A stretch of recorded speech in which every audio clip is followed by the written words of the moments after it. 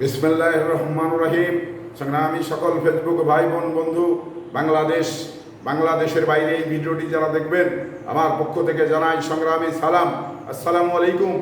সংগ্রামী উপস্থিতি, আমি যে কথাটি বলতে আপনাদের সামনে লাইভে এসেছি, সে কথাটি হলো এই যে আপনারা ইতিমধ্যেই দেখেছেন যে সারা বাংলাদেশে সকল পেশাজীবী মানুষ এবং সকল রাজনৈতিক দলের নেতৃবৃন্দ এই তৃতীয়বার যুদ্ধে একত্রতা ঘোষণা করেছিল।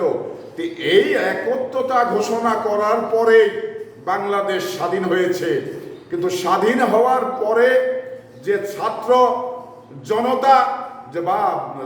জনতার যে সমন্বয়ক হাসান আব্দুল্লাহ, উনি যেভাবে কথা বলছেন, তাতে করে এই আন্দোলনে শুধু ছাত্ররা ছাড়া কেউ সম্পৃক্ত ছিল না। তাহলে আমার একটি কথা রয়েছে যে ছাত্র এবং বৈষম্য বিরোধী ছাত্র বাংলাদেশে কতগুলো আছে, তাদের দ্বারা এই আন্দোলন শেষ পর্যন্ত ত্বরান্বিত করা সম্ভব হতো কিনা, এই বিষয়টা নিয়ে আমি আপনাদের সামনে কথা বলতে চাই। তো যে বিষয়টি হলো এই যে সমন্বয়ক যারা 6জন সমন্বয়ক ছিলেন, তারা কিন্তু ডিবি অফিসে ধরে নিয়ে গিয়েছিল। যাওয়ার পরে বাইরে যে সমন্বয়কগুলো ছিল, যেমন তার ভিতরে হাসান আব্দুল্লাহ, উনি আজকে বিভ্রান্তিকর জাতির সামনে বক্তব্য দিচ্ছেন যে তারেক রহমান এই বা আরেক নেতা এই। তাহলে আপনাদের আমি একটি দৃষ্টি আকর্ষণ করতে চাই, আপনারা নিজের দিকটাই ভাবেন। আপনি তো সাবেক ছাত্রলীগের একজন নেতা ছিলেন। আজকে এই আন্দোলনে আপনি একটু নেতৃত্ব দেওয়ার পরেই আপনি মনে করছেন যে আমি বাংলাদেশের মানুষের কাছে বড় কিছু হয়ে গেছি। না ভাই, এটা আপনি ভুল করবেন। কারণ এই বাংলাদেশ জেলে তাঁতি কুমার এবং সাংবাদিক, সাংস্কৃতিক কর্মী, রাজনীতিবিদ সবারই বাংলাদেশ, আর সবাই এই আন্দোলনে শরিক হয়েছিল। অন্তত এই কৃতজ্ঞতা বোধ আপনাদের থাকতে হবে। কারণ আপনি জাতির কাছে বিভ্রান্তিকর বক্তব্য দিচ্ছেন যে আমরাই এই আন্দোলনটাকে শেষ পর্যন্ত ত্বরান্বিত করে এই সরকারকে, খুনি হাসিনাকে সে পালিয়ে গেছে, আমাদেরই কর্তৃত্ব। না ভাই, এটা ভুল করবেন। কারণ একা এই বাংলাদেশটাকে পরিবর্তন করা কারো দ্বারাই সম্ভব নয়।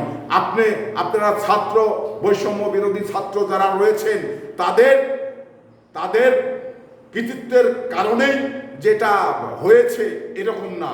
আমি মনে করি সকল পেশার মানুষের, বাংলাদেশের সকল পেশার মানুষের একত্রতা ঘোষণা করার পরেই এই বাংলাদেশে আমি মনে করি স্বাধীন হয়েছে।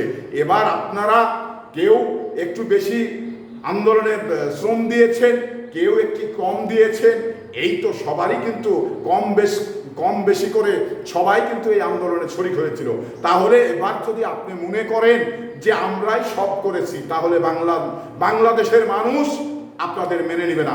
আপনাদের একটি হিসাব করতে হবে যে সারা বাংলাদেশের বিশ্ববিদ্যালয়গুলো কতগুলো ছাত্র আছে, এটা আপনাদের জরিপ থাকতে হবে।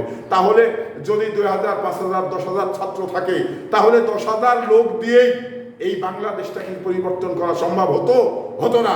কারণ এই যে বিভিন্ন বিএনপি, জামাত, বিভিন্ন গণ অধিকার পরিষদ, তারা কিন্তু বিভিন্ন মোড়ে তাদের ছাত্র জনতা বিভিন্ন মোড়ে তারা শেল্টার নিয়ে এই পুলিশের পরে আক্রমণ এবং এই আন্দোলনটাকে বেগবান করার জন্য যেটা করার দরকার সেটা করেছে।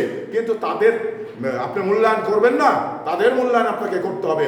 একটি জিনিস আপনাকে মনে রাখতে হবে, কারণ আপনারা যারা সমন্বয়ক ছিলেন, আপনারা টিএসসিতে যে ত্রাণের জন্য টাকাগুলো তুলেছেন, এই নিয়েই তো আপনারা হিসাব দিতে পারছেন না। আর আপনারা সারা বাংলাদেশ নিয়ে যখন আপনারা চিন্তা ভাবনা করবেন, রাজনৈতিক দলগুলোকে বাদ দিয়ে যখন আপনারা চিন্তা ভাবনা করবেন, আমি মনে করি আপনারা বোকার স্বর্গে বাস করবেন। কারণ এই দেশ চলে হলো রাজনীতিবিদদের ইশারাতে। তো সেই রাজনীতিবিদদের ইশারাতেই যখন এই দেশ চলে, তাহলে আপনি একজন ছাত্র সমন্বয়ক, তা আপনি ছাত্র সমন্বয়ক হওয়ার পরেও আপনি রাজনৈতিক দলগুলো মানে মাইনাস করে আপনি আর যাই কিছু করতে যান, যাই কিছু পরিকল্পনা করেন, সে পরিকল্পনা হবে ভুল। কারণ এটা করে আপনি কখনো এই গন্তব্যস্থানে বাংলাদেশটাকে একটি ভালো জায়গায় দাঁড় করাতে আপনি পারবেন না। কারণ আপনারা এই যারা ছাত্র ছিলেন, এখানে আমার ছেলে ছিল, আরেকজনের ছেলে ছিল, জামাত বিএনপি যারা ছিল তাদের সন্তানরা এই বিশ্ববিদ্যালয়ে লেখাপড়া করে, তো তারা যদি এই আন্দোলনে গার্জিয়ান হিসাবে তাদের ছেলে মেয়েগুলোকে মানা করতো, তাহলে কি আপনারা পারতেন? আপনাদের জামায়াত করতে পারতেন? আচ্ছা, এই আপনাদের জামায়াতের ভিতরে যে বিএনপি জামাত অন্যান্য রাজনৈতিক দলের নেতৃবৃন্দ ছিল না, ছাত্র ছেলে মেয়েগুলো ছিল না?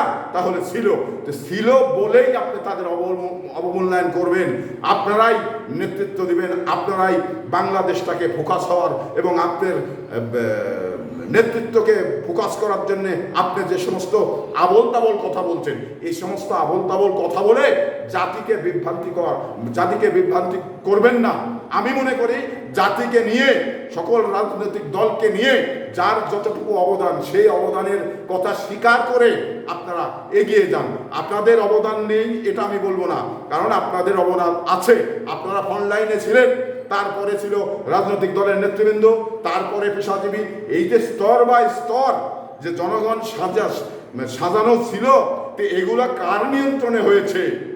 আর এই যে আপনারা যে আন্দোলনগুলো করলেন, এগুলো কার টাকায় করলেন, কিভাবে করলেন, কোত্থেকে টাকা আসলো, এগুলো তো জাতি জানে।